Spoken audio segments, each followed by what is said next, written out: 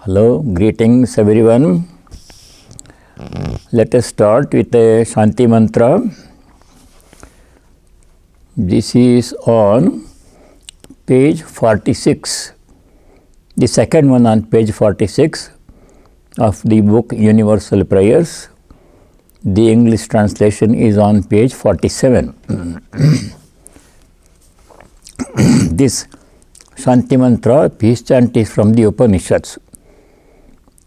Om Vang me manasi pratisthita mano me vachi pratishthitam aviravir maedhi vedasya maanistha srutam me ma prahasi anena adhitena ahoratran sandadhami ऋतं वदिष्यामि सत्यं वदिष्यामि तन्मामवतु तद्वक्तारमवतु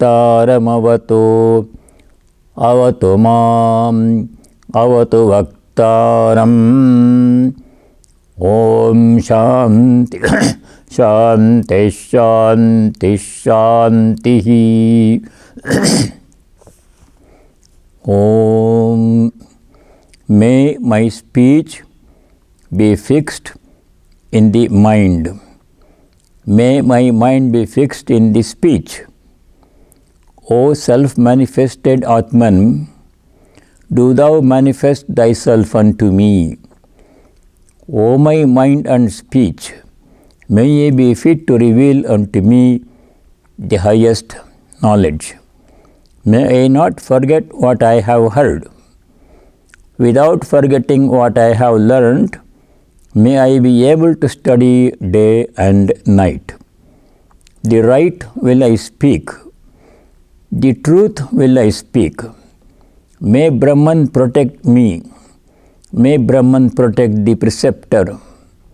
May Brahman protect me. May Brahman protect the preceptor. Om peace. Peace and joy be within us. In our hearts, peace and harmony be amongst all beings, peace be everywhere in nature.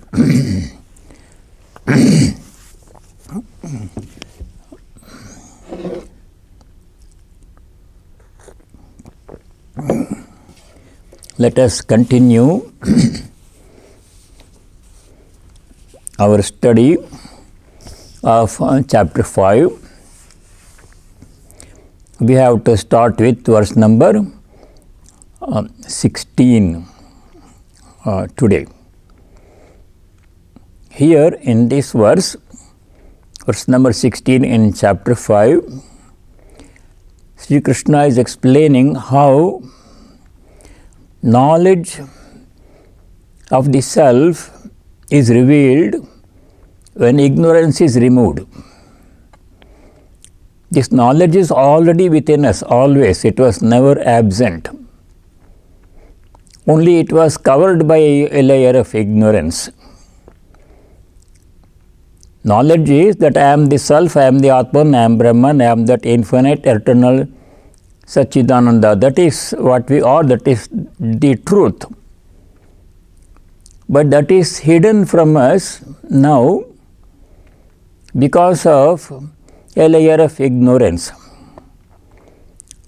Some schools of Vedanta say this layer of ignorance is due to Maya. Maya has two aspects. One aspect of Maya covers the ignorance. Avarana Shakti. Avarana means covering something. The second aspect of Maya is Vikshepa Shakti. Vikshepa means projection of this world of names and forms and attributes on top of the ignorance. It is just like if there is a very precious diamond here on the table, and that diamond should be visible if there is no obstruction. but there is a sheet of paper put on that one. Diamond is covered. We are only seeing the paper, nothing. And on top of the paper, some pictures are drawn, colors and animals and people, plants, action happening, all that is drawn on the paper. The paper is not blank. So what we are seeing is a picture, and that's what we think it is there. But diamond is there below the paper. We don't know that one. We are not able to see that one. Then how can we see the diamond? That paper has to be removed. Then diamond becomes visible. It was not absent. Even when we were not seeing the diamond, it was not absent. It was there all the time. It was there. Only this paper with some pictures drawn on it was covering it. In the same way, self is already there. Atman is, we are that already. We were never anything else. That is the truth. It is always there, unchanging, eternal, no beginning, no end. That's self. Adi Madhyantarahitam, scriptures. No beginning, no middle, no end. Self is eternal. But that is not visible. We are not experiencing our divine nature. We are only experiencing the body and the mind. That's all we are experiencing, and the sense objects outside. So that ignorance which makes the self invisible and which makes us see the world outside with good and bad, suffering, pain, pleasure, that has to be removed. That ignorance has to be removed by some kind of spiritual practice. Once that ignorance is removed, self becomes visible. Then we realize, oh, it was already there. It was already there. Always there. It never was absent. That realization will come. Just like sun is always in the sky, never absent. Even when it is night for us, sun is in the sky. Only we are not able to see it because we are on the opposite side of the earth. Sun is always there. Even during daytime, sometimes we cannot see the sun because it is covered by clouds, dark clouds. We are only seeing the clouds, not seeing the sun. But sun is not absent. When the clouds move away, then sun becomes visible. It was already there. In the same way, in this verse number 16, Sri Krishna is describing the self is always there, has always been there, will always be there. But it is covered by a layer of ignorance. The layer of ignorance was how it covers the self was described in the 3rd chapter, in sloka number 338. There Sri Krishna gives 3 examples how truth is covered by ignorance, knowledge is covered by ignorance. There, verse number 38 in chapter 3, Sri Krishna says, Dhumena uryate vanhi yatha darsho malena cha yathol benavarto garbha tatha tenedamavritam. 3 examples he gives how ignorance covers the self. First example, Dhumena yatha vanhi avriyate. Vanhi means fire. Dhuma means smoke. Just like smoke covers the fire, we are only seeing smoke, we are not seeing the fire. Fire is there. Unless there is fire, there is no smoke. But that fire remains invisible because a thick layer of smoke is covering the fire. In the same way, Atman is always there. Ignorance is covering the self. One example. Dhume navriyate vanhi yatha darsho malena cha. Adarsha means a mirror. Mirror is there. If mirror is clean, it can clearly reflect our face, whatever we put in the front of the mirror. But that mirror is covered by a thick layer of dust. Mala means impurity, dust. The dust covers the mirror and so we cannot see the reflection, even though mirror is there. In the same way, though Atman is there, ignorance covers it and we cannot see the Atman, we cannot feel its presence. God is there within us all the time, but we can't see feel His presence at the time. So this is a temporary ignorance, it's not permanent, fortunately. Ignorance can be removed, that's the good news. The third example is Yathol Venavarto Garbha. Garbha means the embryo, and is covered by a sac, is not visible. In the same way, knowledge of the self or self is covered by ignorance. Tatha tenedam avritam. Idam means this knowledge of the self. Tena means by ignorance. Avritam is covered. So that is explained in verse number 16 in chapter 5. So let us chant verse number 16. Jnanena tu tadajnanam yesham nashitam atmanah tesham adityavad jnanam prakashayati tatparam. Jnanena tad ajnanam avritam yesham nashitam atmanah tesham adityavad jnanam prakashayati tatparam.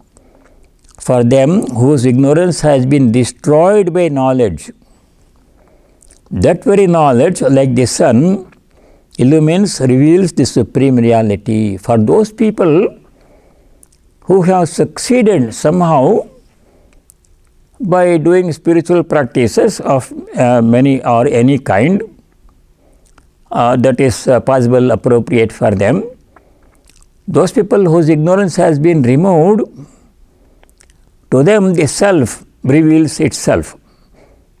Knowledge is revealed. Knowledge of the self is revealed. Just like sun illumines the whole world, that knowledge illumines the self. Yesham ajnanam jnanena nashitam. First line. Yesham means for those whose ajnanam, ignorance, nashitam, atmanah, atmana ajnanam, ignorance of the self has been nashitam, removed by jnana, by self-knowledge. Tadajnana means atmanah ajnanam. Ignorance of the self has been removed by knowledge. Knowledge gained by spiritual practice. Ignorance removed by spiritual practice. Knowledge is already there. What all spiritual practices do is to remove the ignorance, that is all. Self is already there. It doesn't have to be, it will not come when knowledge goes, it is already there. If knowledge is something that is absent now, and if it has to be gained by some effort, spiritual practice, then anything gained by effort will be temporary. That we have seen before. All effort is limited. No matter how hard we work, the result of hard work is also limited, because hard work is also finite. However hard we may work for however long, it is still finite in duration and magnitude. Effort that is limited in duration, magnitude cannot produce infinite result. Knowledge is infinite, the self is infinite. So what does all the spiritual practices do then? Why should we do spiritual practice? To remove the ignorance, that is all. Those people whose ignorance has been removed by self-knowledge, tesham, for those people, tatparam prakashayati. Param means supreme reality. It illumines, knowledge illumines that supreme reality, makes it visible, just like adityavat, just like sun illumines the world. When the sun rises in the morning, whole world becomes visible. When the sun sets in the evening, nothing becomes visible, darkness. So this ignorance is temporary, removable. That's the best thing. With some effort, we can remove the ignorance. By the grace of God, with a little bit of our effort, we can remove the ignorance. For those who have succeeded in doing this, removing the ignorance by spiritual practice, by God's grace, for them truth becomes revealed. Just like sun reveals the world when sun rises. So it's a very positive message of Vedanta. You don't have to be always remain steeped in ignorance. It is removable, it's temporary. It is there. Why it is there, when it came, we don't know. Anadi. Ajnana is anadi. But it is removable, it's temporary, can go away. That is the message of Vedanta. So what does it mean to us? We have to do spiritual practice. Some kind of spiritual practice, bhakti yoga, path of devotion, jnana yoga, path of inquiry, knowledge, karma yoga, path of action, selfless action with detachment, all those things that you are familiar with from other studies. Something has to be done under the guidance of a guru. The guru will tell us what is the best spiritual practice suited for us, and then gives us instructions, and with full faith in the guru's words and in the faith in the scriptures which say that ignorance can be removed, you are the Atman, scriptures say that. With full faith in the words of the scriptures and with full faith in the words of the teacher, with full determination, we have to engage in spiritual practice. That will end the ignorance. Then knowledge becomes revealed. Revelation will come, realization will come. That is the positive message of Vedanta. And human life is the best opportunity to do that one. Animals cannot do spiritual practice, they only live by instinct. They eat when they are hungry, they sleep when they are tired. And they protect themselves and they procreate. That's all animals do. But people are gifted with infinite capacity.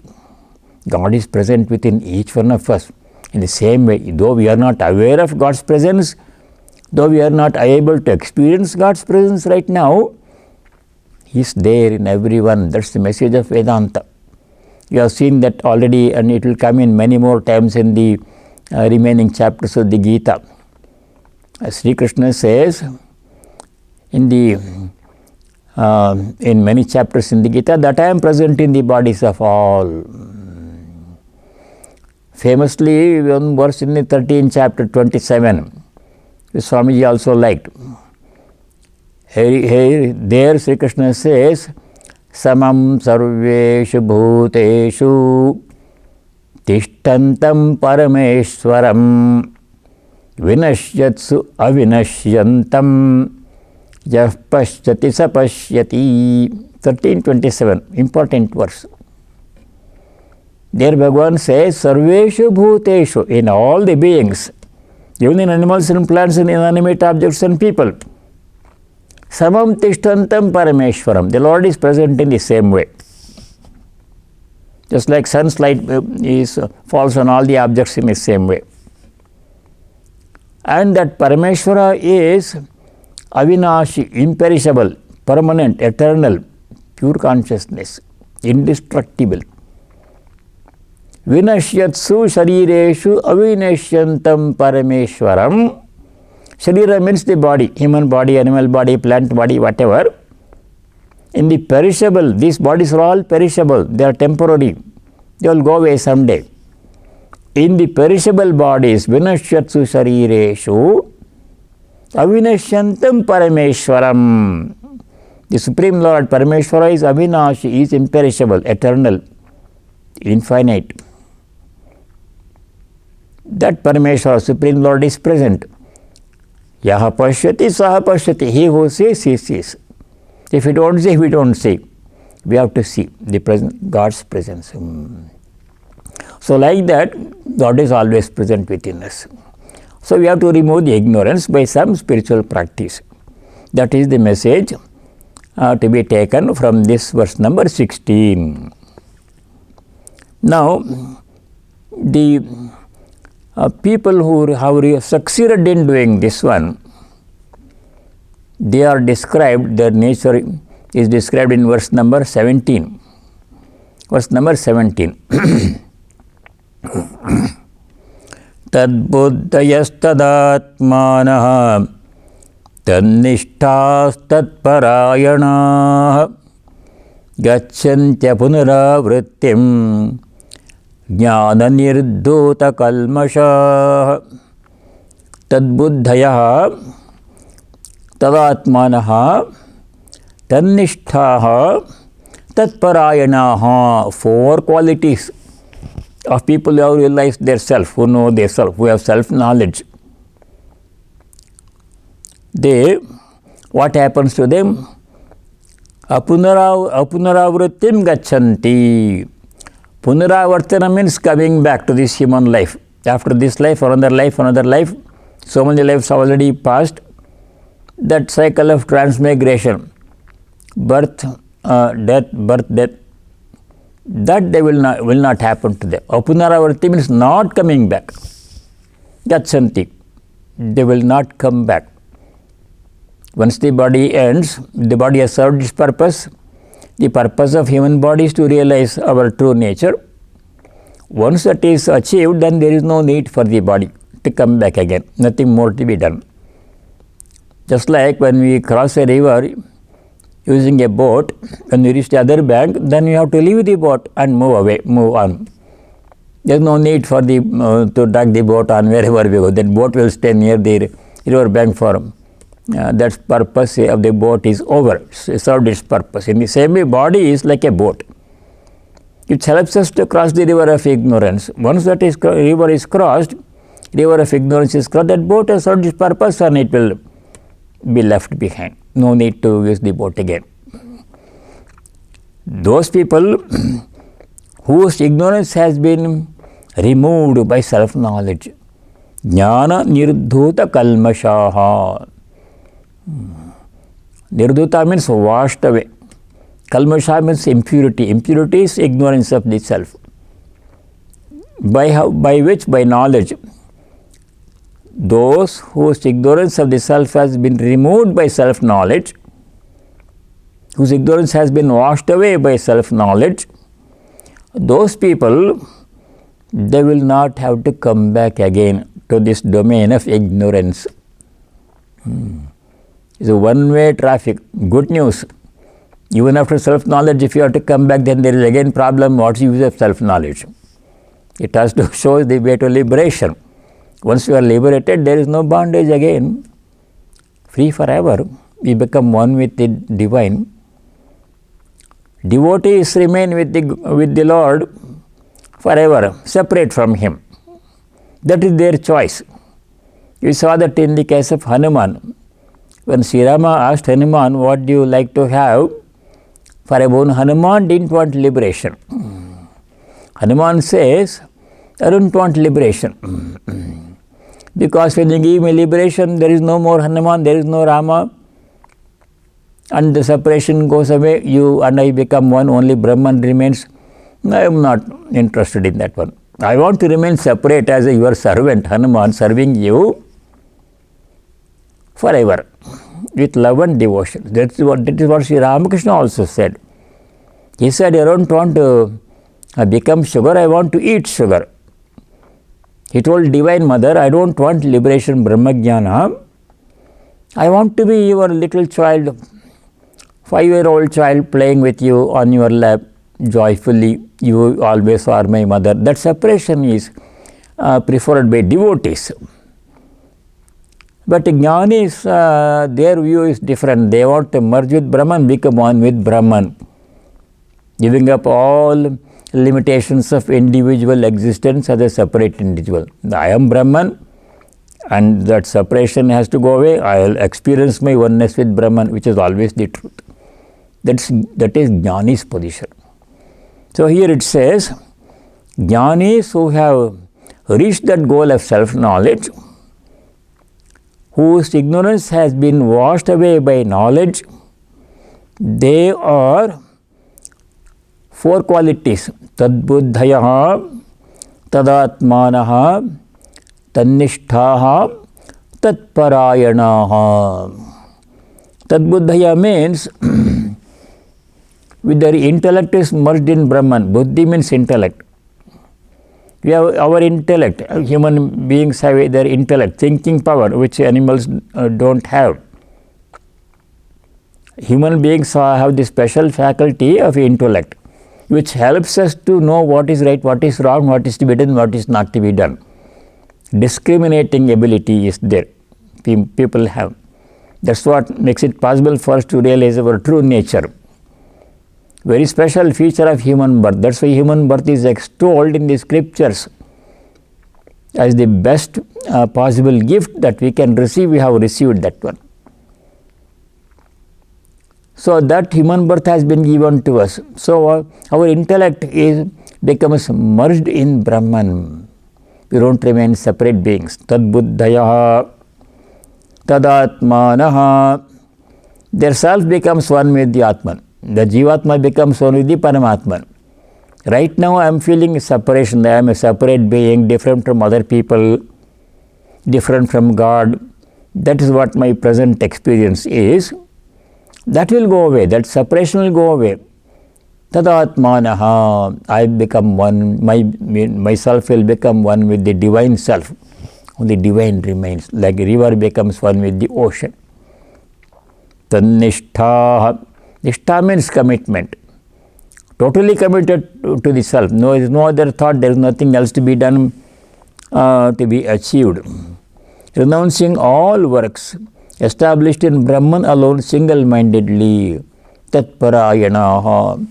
Here, Shankaracharya says, Tannishtaha, nishtha, abhinivesha, tatparyam, sarvani karmani sanyasya, tasmin brahmani eva avasthanam, yesham te tannishtaha. Those people who have renounced all endeavor, I do this, I want to be happy, I want to gain this, I want to do that. There is no such thing to be done at all. Established in God consciousness, I am one with the divine. That knowledge has come. Tannishtaha tatparayanaha. Tatparayanaha means tadeva param ayanam paragati yesham. The supreme abode, supreme goal is Brahman, and that has been reached. There is no other higher goal to be reached after reaching self-knowledge. Until then, no matter how much we achieve in terms of worldly achievements, there is something more to be done. For example, if somebody wants to become rich, no matter how rich he becomes, he can become more rich. There is more money to be gained. There is the end to becoming rich. There is always something more. That greed never ceases. Greed can kill a person. That greed is not there. Cannot be there because you reached the highest goal. There is no higher goal than self-knowledge. That is the highest goal that human being can achieve. Self-knowledge, and that has been achieved, and there is nothing more to be done. Nothing more to be gained. Yam ladva cha param labham manyate nadhikam tataha. Yam labdva, by gaining that self-knowledge, by gaining which there is nothing higher than that to be achieved, nothing remains that is to be achieved. Highest goal has been, you have gone to the top of the roof, and there is no more journey remaining. You have reached the end of human existence. The highest goal that human beings can achieve has been achieved, and there you remain, established in the self. So those are the qualities of a person who has reached the highest goal. Tadbuddhayaha tadatmanaha tannishtaha tatparayanaha. What happens to them? Te apunravrittim gachanti. Those people whose ignorance has been removed by self-knowledge, jnana niruddhota kalmashaha, whose ignorance of self has been removed by self-knowledge, what happens to them? Apunravrittim gachanti. They will never come back to this world of limitations and ignorance. Once for all, liberation is one-time achievement. Unlike other worldly achievements, no matter how much you achieve, there is something more to be achieved. There is no such thing here. Once you achieve liberation, that is permanent, that is no more to be done, no more to be achieved. You have reached the highest goal of human existence. That is Shloka number 17. It's good. Otherwise, how long do we keep on struggling? Life after life after life, when is the end? End is there. End is possible. This life can be the last life. Sri Ramakrishna said that those who come here, for them this is their last birth. Come here means those who practice spiritual disciplines following the instructions given by Sri Ramakrishna. Path of devotion, karma yoga combined with a little bit of jnana mishrita bhakti. If you diligently, wholeheartedly put into practice Sri Ramakrishna's instructions, then that will take us to the goal, and then there is no more coming back, no more struggle, end of struggle. You see, that's the best positive message of Vedanta. Vedanta is not a negative message. Some people get this impression, Vedanta always talks about renunciation. If you open the Gospel of Sri Ramakrishna, on almost every page he says, give up woman and gold. Those are the most important, interesting things for most people. And he says, he repeatedly, tirelessly, he says, give up woman and gold. So people get some impression, oh, this is all negative, Vedanta, give this up, give this up, give that, what is fun in life, if you give up everything. That kind of impression people may get. That is not the case. Give up something that is less desirable in favor of something that is more desirable. You give something small to gain something big, the biggest.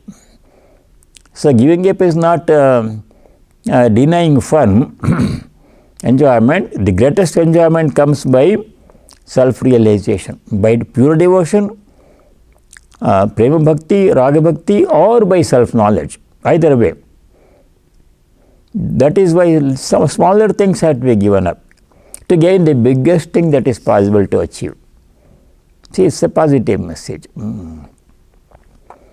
Now, the new topic comes. One of the most interesting and important topics which will come again also. It will come.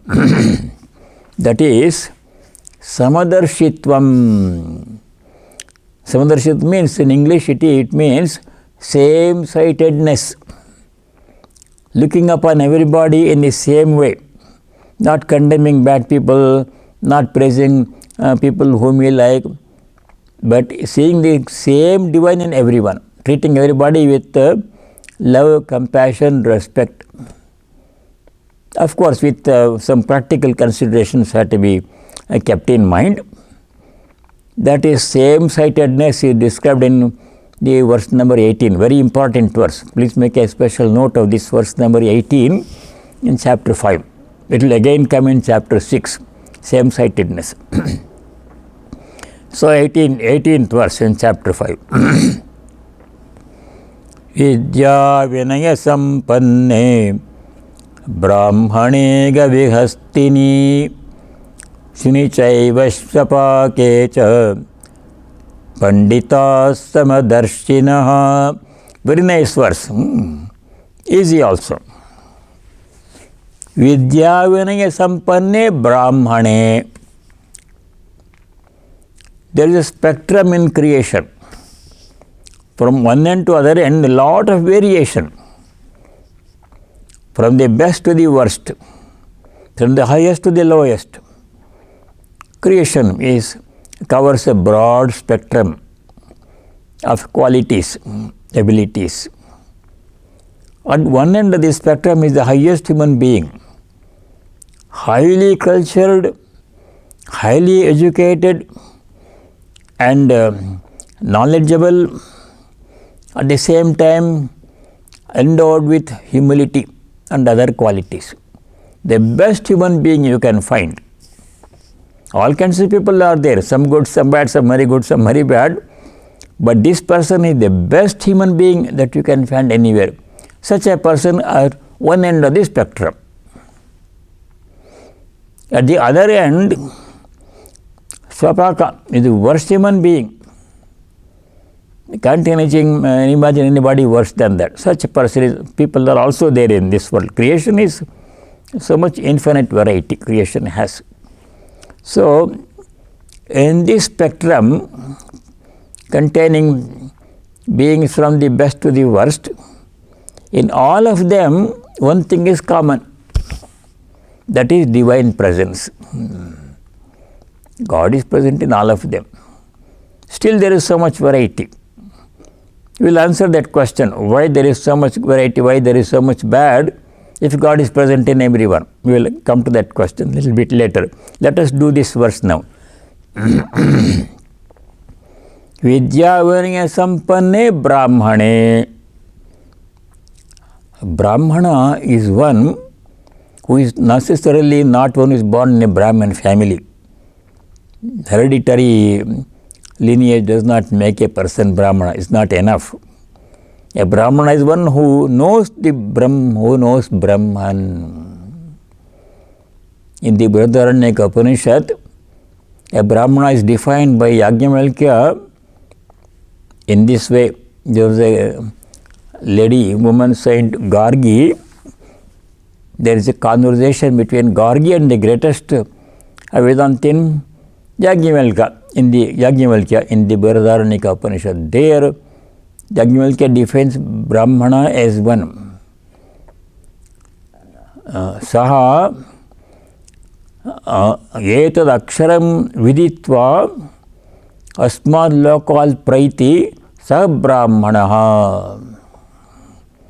That person who knows Brahman, experiences Brahman before leaving the body, such a person is a Brahmana. That means a Brahmajnani who has experienced his divine nature. Highest goal of life has been reached. Such a person is a Brahmajnani, he is a Brahmana. Some people are Brahmana only in name. They call themselves Brahmana, but they don't do anything that a Brahmana should be doing. We don't want to worry about those people. A Brahmana is one who knows Brahman. Brahma janati brahmanaha. Like this it is said. That person is there. And that person is Vidya Vinaya Sampanna. Vidya means knowledge. Vinaya means humility, being humble. Sampanna, one is endowed with knowledge and humility. Sometimes when people have knowledge, they are not humble. They are proud of their knowledge. Pride comes sometimes with knowledge, with wealth and other good qualities. But such a person who is really a Brahmana is not proud of his self-knowledge. He is humble. Sri Ramakrishna is the very personification of humility. There is an incident in Sri Ramakrishna's life. It happened more than once. Once he went to Suresh Mitra's home, a devotee, for some occasion, satsang. This is described on page 210 in the English Gospel. Page 210. Please make a note of it, and in the second half of page 210, please read that passage. Very important. How humble Sri Ramakrishna was. So he goes to Suresh Mitra's home. Suresh was very happy because Thakur is coming to his home. So he made special arrangements. He had invited other guests also, devotees also. Everybody had assembled. And for Sri Ramakrishna, he had made a very special seat. Suresh had made a very special seat, the host, with blankets and everything, sheet and everything. And he had put some bolsters. Bolster is a long cylindrical pillow. And some people recline against the bolster for comfort. When people sit down, they want to recline and be comfortable. So long cylindrical pillow is given to lean against. That was placed there. special asana was made. So the host asked Sri Ramakrishna to take his seat on that special asana, special seat. Sri Ramakrishna looked at it, all special arrangements. He said, no. Why do you give this special, make a special arrangement? I am like everybody else. He removed the bolsters and didn't want to sit down on that asana. Then he said, make a note of this, what Sri Ramakrishna said on page 210 in the Gospel. I am a speck of the dust of the devotee's feet. I am a speck of the dust of the devotee's feet. That's what I am. He said this on other occasions too. That's how humble he was. He was the incarnation of God. People thought he was the incarnation of God. Highest kind of human being in human form. That humility he had. People with smaller achievements, they become so proud. I am the best person, I am the genius, I know everything, I know more than anybody else. Like that people brag about their little knowledge and little accomplishment. That is sign of ignorance, total ignorance. But really knowledgeable people, enlightened people, they don't think of themselves like that. They say, I am a simple person. Humility is the hallmark of a person of knowledge, a devotion. Devotees also are humble. A devotee never says, I am a devotee of God. If a person says, I am a devotee of God, then he may have some devotion, but he is also proud of his devotion. That will not work. Another example I will give you of a great being being very humble. Likes to be treated well like everybody else. No special treatment. Great people don't demand special treatment. They like everybody else. So in Bhagavan Ramana Maharshi's ashrama, one day lunch was being served. In that ashrama, no furniture. Nowadays they have some chairs for those people who cannot sit down on the floor, but those days everybody was seated on the floor for meals. And Ramana Maharshi was also seated on the floor, no special asana, like all other people. Lunch was being served on a leaf plate. So one person, server, he was serving pieces of mango.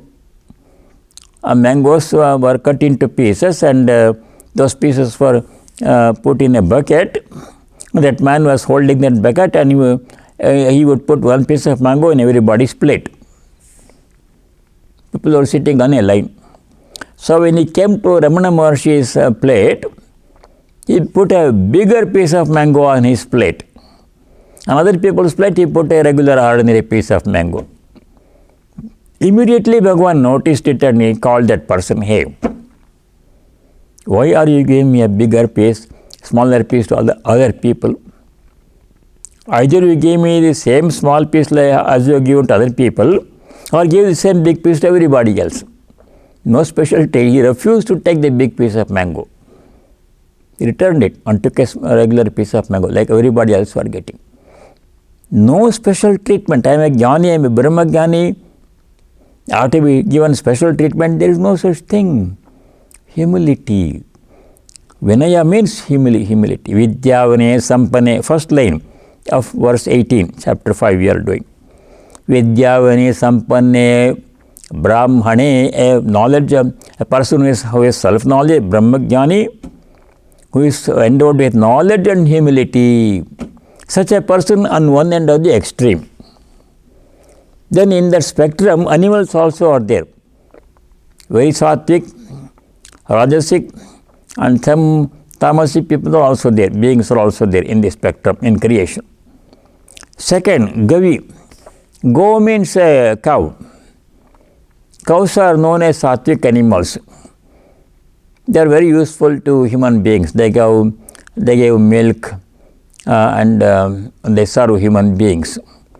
The cows are there in creation. Third being is Hastini. Hasti means an elephant. Elephants are also there. Third being, third kind of animal is Shuni. A dog is there. a cow, an elephant, and a dog. Best human being. Then at the end of the other spectrum, Shapaka. Shapaka means lowest person in society. No education, no culture. Somehow exists eating dog's meat and other things. Tamasic lifestyle. In all of these things, from the best to the worst, in the entire creation, how does a Brahmana, how does a Jnani treat them? Pandita Samadarshinaha. Samadarshi means, Darshana means seeing, vision. Sama means equal. Seeing them all as equal. What is one thing common in all of these things? One thing common in the best human being, endowed with knowledge and self-knowledge and humility, in a cow, in an elephant, in a dog, and the worst human being. What is one thing common? Apparently nothing, they are all very different. But one thing common is same one is present in all of them, same God is present in all of them. That's one message that of Vedanta that we come across in the Bhagavad Gita. 18th chapter, sloka number 61, Sri Krishna says, Ishvarasvara bhutanam hriddeshe Arjuna tishtati. O Arjuna, in the hearts of all the beings, sarva bhutanam hriddeshe, Ishvara tishtati, God is present. Like that we get the message many times in the Gita. Same God is present in all the beings, regardless of the nature of the beings. Best people, worst people, animals, plants, inanimate objects. In everything God is present. So, seeing that common feature, presence of God, Pandita means knowledgeable people, wise people, sages. They look upon all of them alike, Samadarshinaha. So, when we see the very bad human being, we should not hate that person. He is ignorant. He has done many mistakes. Tamasic person, but see, in him God is present. He does not know. That person does not know about God's presence in him. He is ignorant. That ignorance is temporary. One day he will become enlightened. May not be in this lifetime, but his destiny is to become enlightened, one with God. Destiny is to become one with God. Everybody's destiny. We are all bound to that, bound to reach that goal. Some now, some later. Even the worst human being will reach God one day. It may take a little longer time, but he will reach. That's his destiny, because God is present in him.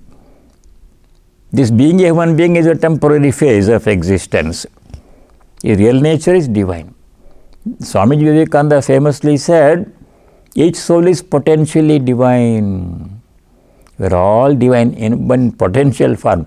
That potential divinity has to be brought out and experienced. That's the goal of human life.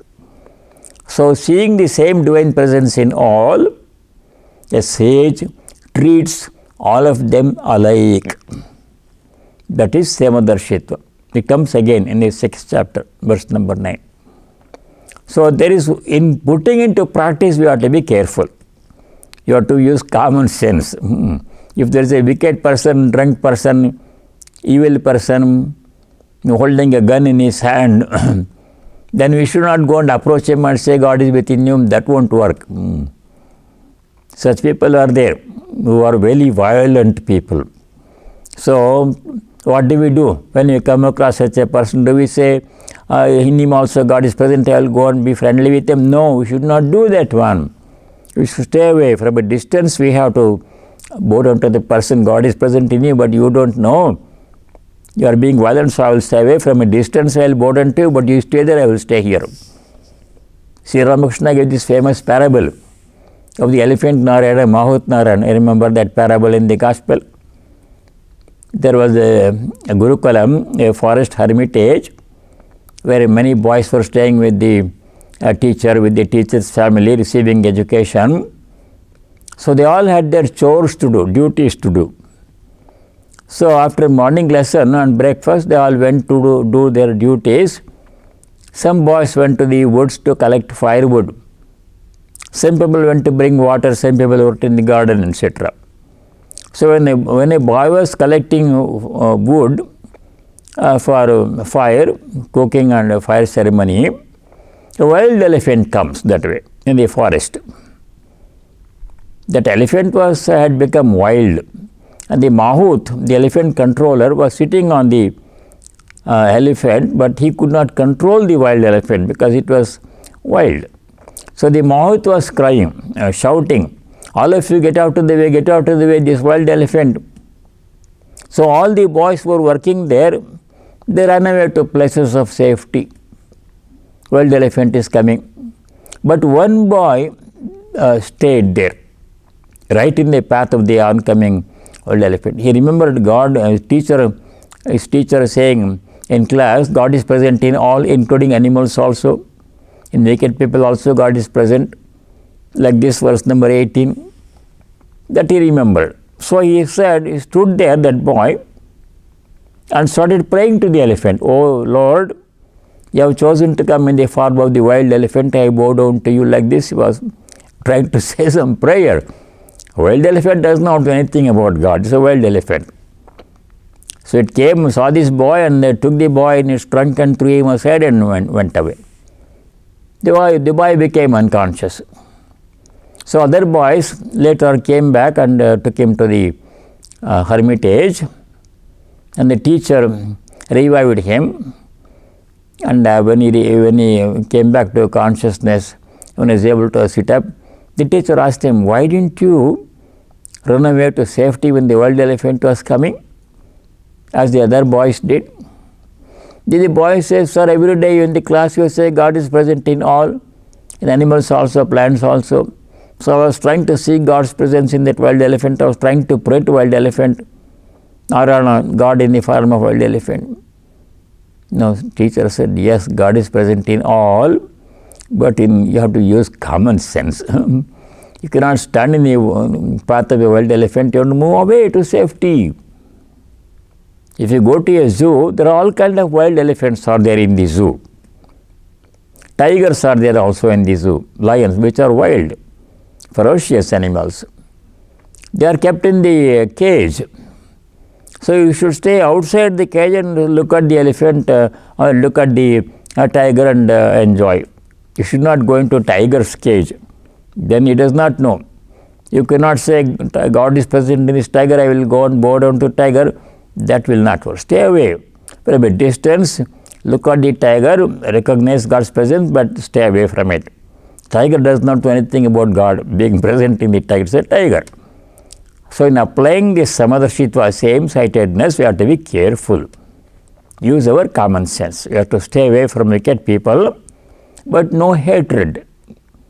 They are wicked because they are ignorant. They don't know their true nature. They are tamasic people. So we should not try to be friendly with them or approach them.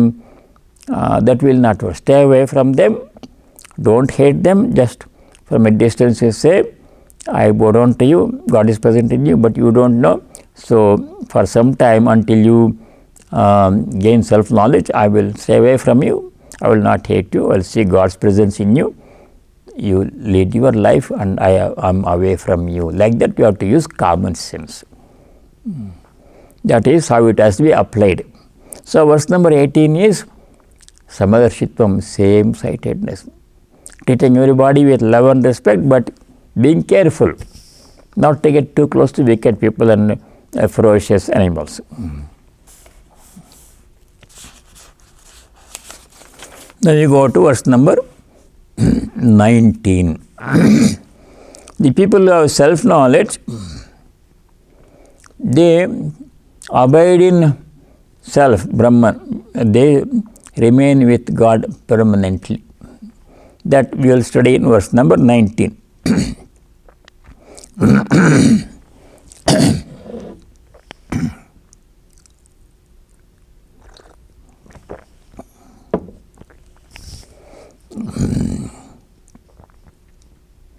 Ihaiva tairjita sargo yesham samye sthitam manaha nirdosham samam brahma tasmad brahmani te sthitaha. इह एव तैर्जितः सर्गो येषां साम्ये स्थितं मनः निर्दोषं हि समं ब्रह्म तस्मात् ब्रह्मणि ते स्थिताः. Sarga means creation. Sarga also means life or birth. Sarga. Even here is birth vanquished by them whose mind abides in equality. Flawless indeed is Brahman, the same. Hence they abide in Brahman. Those people who practice same-sightedness, they abide in Brahman all the time. They overcome the limitations of birth, death and the suffering inevitable in human life, in life. Iha, in this life alone, here alone, iha means here. Not in some future life, remote future, it's possible now. Vedanta says, here and now, ihaiva. We don't have to wait for a long time to go to heaven and be with God. Right now, right here, truth can be realized. Of course, it is difficult, takes time, but it is not something to be postponed or to be done later. Right now, wherever we are, we can realize God. You don't have to change your place. We don't have to wait for some other auspicious moment for to realize God. It is possible now. Ihaiva. Taihi, by those people who have practiced equanimity, same-sighted people, sargaha jitaha. Birth has been vanquished. Birth means human life. Yesham manaha samya sthitam. Samya means same-sightedness. Looking upon everybody equally. Those whose minds are established in same-sightedness, yesham manaha samya sthitam, those people, they will conquer the limitations of life even here in this life. It's possible.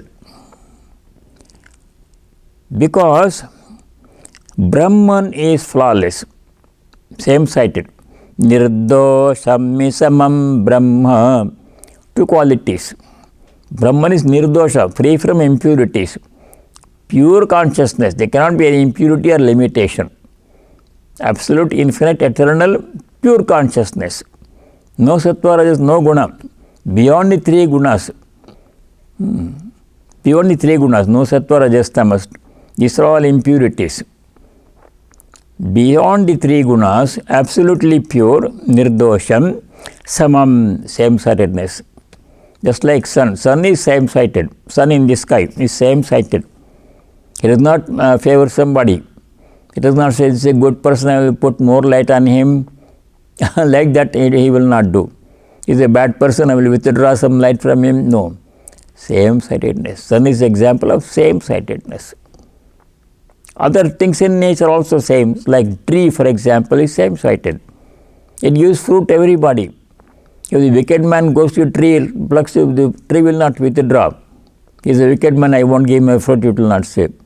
If a saintly man goes, it gives the same fruit, wicked man goes, gives the same fruit. Same-sightedness in a tree. Like that, Brahman is samam, is same-sighted. Same, he is present in the same way in all. Samam sarveshu bhuteshu tishtantam parameshwaram. 1327. He is present in all, in the same way.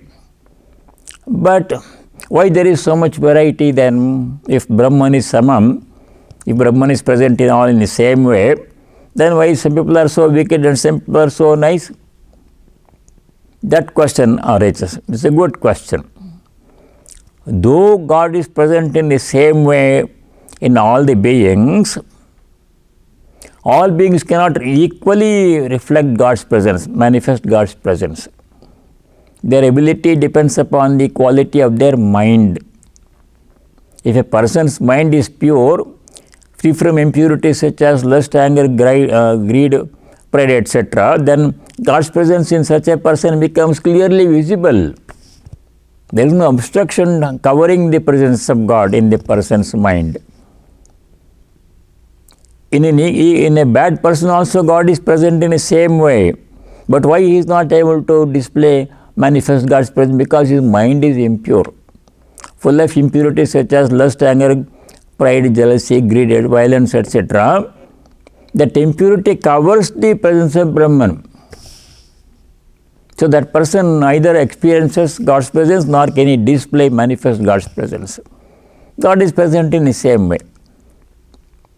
Another example can be given. If God is present in the same way, why some people are not able to manifest God's presence and some people are able to manifest God's presence fully, saintly people? Example is the sun producing same amount of light on all the objects. Supposing in the front yard on a bright sunny day, many objects are there in the front yard, in front of our house. Sun's light is falling on all of them equally. No difference there. But some of the objects are able to reflect more of sun's light, appear very bright. Some objects reflect very little of sun's light that falls upon them. They are dull objects. Black body, if it is there, it will absorb all sun's light. So it is a piece of mirror or a glass lying on the ground, will reflect almost all the sunlight that falls upon it. Sunlight is equal. But some objects can reflect more of sunlight. Some objects reflect little or nothing of sun's light. In the same way, people are different. The qualities of mind are different. Those whose minds are pure, we call them saintly people, sages, wise people. There in their life you can see God's presence clearly. Even if you approach such a person, you will experience peace and joy, serenity, because their God's presence is so clearly manifest in them. You feel peaceful. But if you go to somebody else, you feel uncomfortable.